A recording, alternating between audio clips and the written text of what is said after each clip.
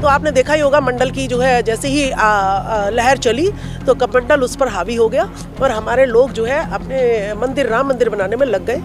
तो 4 वर्ण बनाए हुए हैं। इन 4 वर्णों में ऊपर की जो 3 कैटेगरी हैं उन्होंने ही सारे जमीन जायदाद और अपने जितने ठेके हैं, सरकारी ठेके हैं या आपकी जो है सरकारी संपत्तियां हैं, सब पर इन्हीं का कब्जा है। कि जो मनुस्मृति में लिखा हुआ था कि शूद्रों को संपत्ति रखने का कोई अधिकार नहीं है, तो वही इनके उसमें झलक रहा है कि इन्हें कायर लोग हैं, ये सीधे नहीं आते हैं, ये आपस में वो वाला फंडा अपनाया, फूट डालो राज करो। तो ये क्या करते हैं, हथियार बनाते हैं, हाँ भाई तू मेरा भाई है और देख ये जो है ना तुमसे नीच जाति के हैं। तो इस तरीके से कह के जो है फूट डलवाते हैं ये लोग और हमारे को हमारे भाई से दुश्मन बनाते हैं। कट्टर हिंदू तो ये जब बीजेपी के होते हैं तो ही हिंदू होते हैं, ये बाकी ये भूल जाते हैं।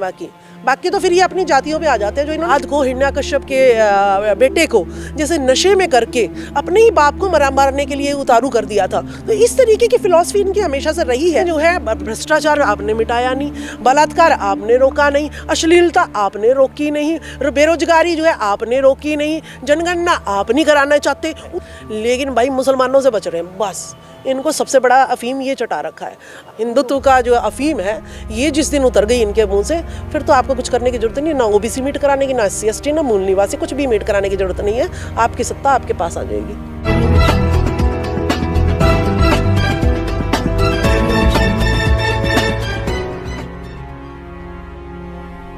ओबीसी एमपीज मीट का ये प्रोग्राम क्या है, क्या मांग है, किस लिए? देखिए यहाँ पर भारत में जो है ओबीसी की जनसंख्या जो है 1931 के अकॉर्डिंग जो है वो 52% थी, लेकिन उसके बाद जो है जनगणना कराई ही नहीं है।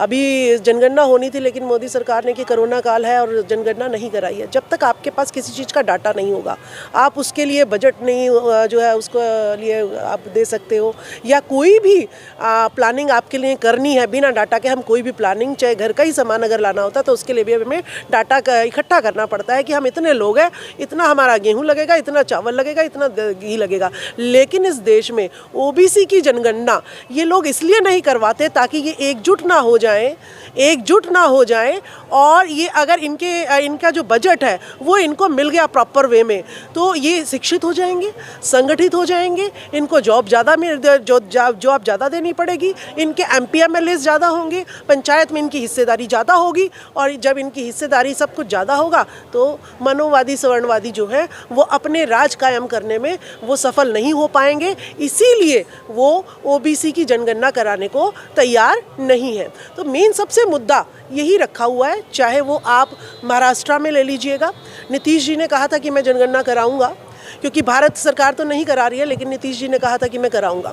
तो बैकवर्ड के जितने भी लोग हैं वो चाहते हैं कि कम से कम हमें गिनती तो बता दो हमारी, हम हैं कितने। इस देश में चीतों की संख्या पता है लोगों को, इसमें गधे कितने हैं, घोड़े कितने, सब पता है, लेकिन ओबीसी कितना है वो इस देश में किसी को नहीं पता है।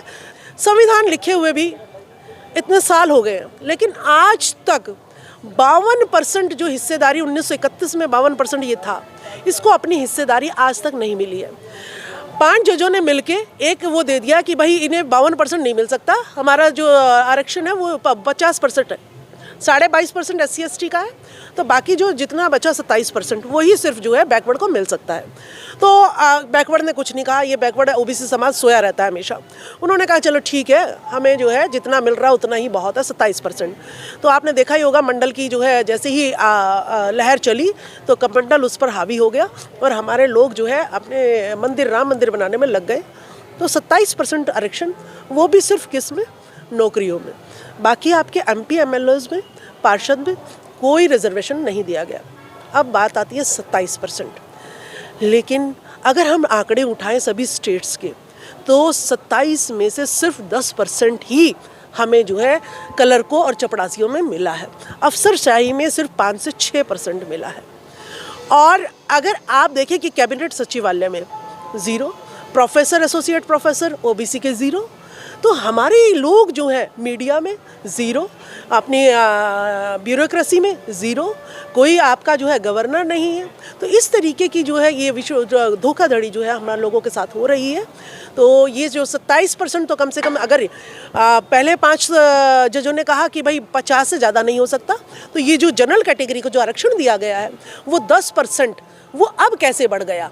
तो पहला सवाल तो यही उठाते हैं कि ओबीसी के लोग कि अगर आपने 10% बढ़ा दिया है तो आप एक काम करिए कि हमारा 52 है तो हमें 52 ही दे दीजिएगा। तो इसकी डिमांड भी ये चल रही है कि हमें हमारी हिस्सेदारी कम से कम मिल जाए। अच्छा, एक तरफ शोर है कि आरक्षण खत्म हो रहा है, आरक्षण खत्म हो रहा है, और आप लोग उसके उलट आरक्षण बढ़ाने की मांग कर रहे हैं, जो है उससे तो बताइए। हाँ, देखिए, ये आरक्षण बिल्कुल भी नहीं है। ये आरक्षण नाम देकर जो है हमारे बैकवर्ड में ही गलत मैसेज जो है फैलाया जा रहा है। ये हिस्सेदारी है। जैसे किसी के बाप के 4 बेटे होते हैं तो बराबर बराबर जो है उनको ज़मीन जायदाद मिलती है।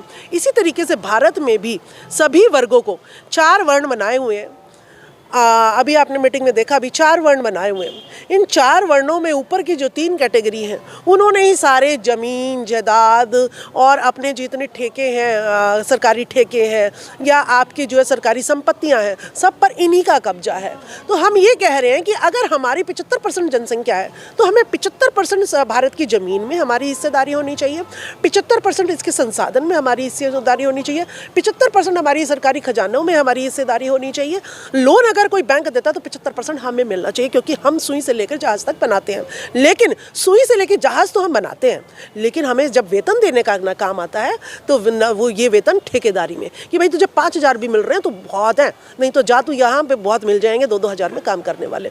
तो इस तरीके की जो मनुस्मृति में लिखा हुआ था कि शूद्रों को संपत्ति रखने का कोई अधिकार नहीं है, तो वही इनके उसमें झलक रहा है कि ये ठेकेदारी प्रथा को सारी जो हमें हिस्सेदारी हमारे ज्योतिबा फूले जी ने, साहू जी महाराज जी ने, वीपी सिंह जी ने जो हमें हिस्सेदारी दिलवाई थी, ये सब धीरे धीरे ख़त्म करके हमें वही ठेकेदारी प्रथा, वही गुलामी प्रथा पे दोबारा लेने आ रहे हैं। लेकिन जैसे ही इन्होंने 10% दिया तो हम क्यों ना डिमांड रखें, भाई अब हमें 27 नहीं चाहिए, अब हमें तुम 52 दो। तुम 27 के लिए, हमने 27 में भी हम शांति कर ली कि हमें कुछ तो मिल रहा है, लेकिन तुमने फिर भी हमें शोषण किया और हमारे उसको ख़त्म कर रहे हो हिस्सेदारी को। तो अब हम 52% ही लेके रहेंगे और अपनी जनगणना भी कराएंगे, और अगर 60 बैठेगा तो 60 भी लेके रहेंगे, ये हमने ठान लिया है। ओबीसी को लगता है, ओबीसी जो समाज है उसे लगता है कि वो शूद्र है, उन्हें पता है कि वो शूद्र है। नहीं जी, यहाँ पे इतिहास किसी को नहीं पता है। ये तो आपको पता ही है, टीवी पे सिर्फ अपनी अपनी बातें दिखाते हैं।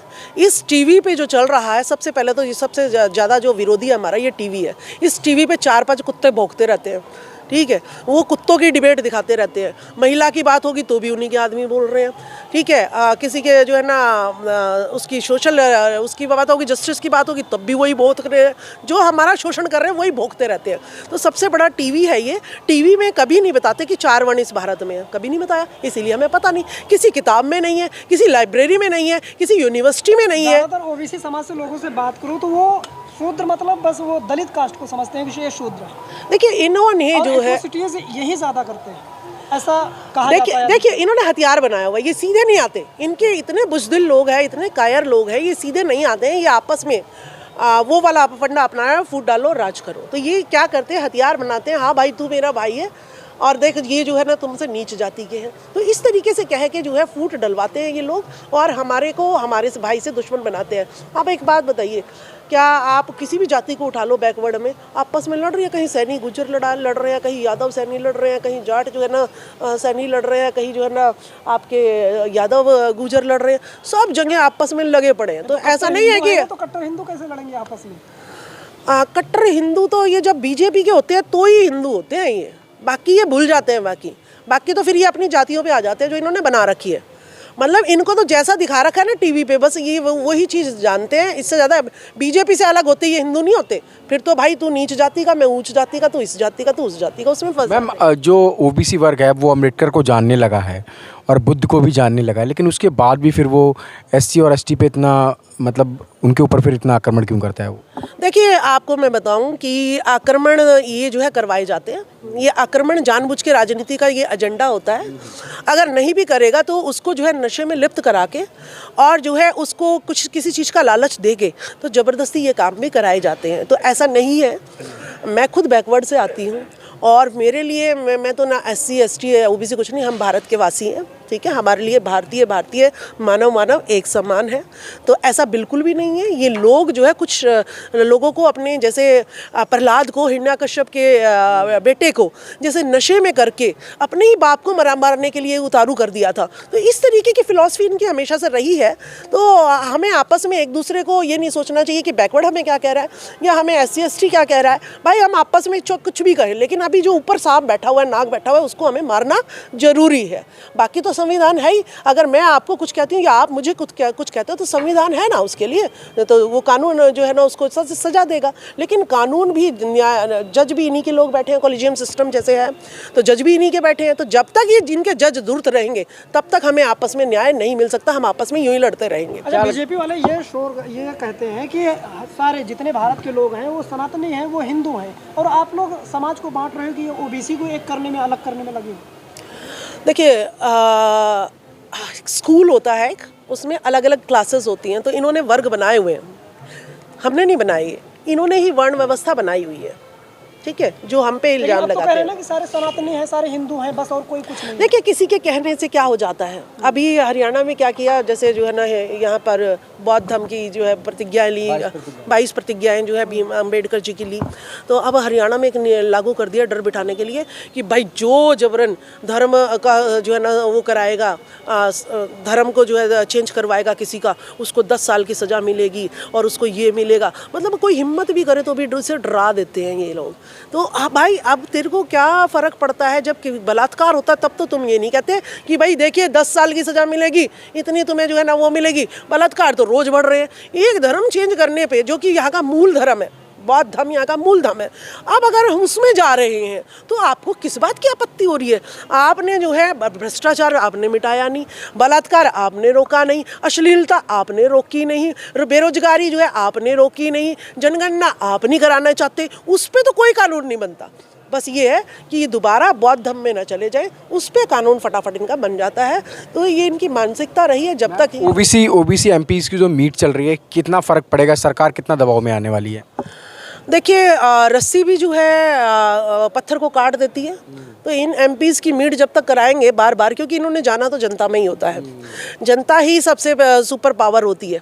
ठीक है, अगर ये इन्हें भी डर रहता है कि अगर हमने बात नहीं रखी, उनके कानों तक नहीं पहुंचाई, तो कल का हम इन लोगों से भीड़ कैसे इकट्ठी करवाएंगे या वोट कैसे लेंगे। तो फ़र्क तो पड़ता ही है ना। बार बार हम उसे कहेंगे कि भाई आप कर क्या रहे हो, आप कर क्या रहे हो, तो उनके पे फ़र्क पड़ेगा, वो बात तो कम से कम रखेंगे ना। 2024 का चुनाव है, उसके पहले कई स्टेट्स में, राजस्थान, मध्य प्रदेश में चुनाव है, लेकिन दबाव नहीं बन रहा है। वो भी मतलब इतना बड़ा तबका है, इतने बड़े तबके को लेकर दबाव नहीं बन रहा है कि हाँ जनसंख्या। देखिए, एक बहुत बड़ा डर हिंदू मुस्लिम का जो है दिखा रखा है। ये इतना बड़ा डर है कि टीवी पर OBC क्या, इनके घर में चाहे नौकरी भी ना हो, चाहे भूखे मर जाए, लेकिन भाई मुसलमानों से बच रहे हैं। बस इनको सबसे बड़ा अफीम ये चटा रखा है। अब जो पूरा ही स्मैक में लिप्त है, उसको कितनी भी गुनगान गा लो, वो जो है बाज नहीं आएगा। इनका नशा उतारना पड़ेगा ये वाला, और ये नशा जिस दिन उतर गया उस दिन समझाने की ज़रूरत नहीं है, अपने आप ही इनका हिंदुत्व का नशा, हिंदुत्व का नशा, हिंदुत्व का जो अफीम है, ये जिस दिन उतर गई इनके मुंह से, फिर तो आपको कुछ करने की जरूरत नहीं, ना OBC मीट कराने की, ना SC ST, ना मूल निवासी, कुछ भी मीट कराने की जरूरत नहीं है। आपकी सत्ता आपके पास आ जाएगी।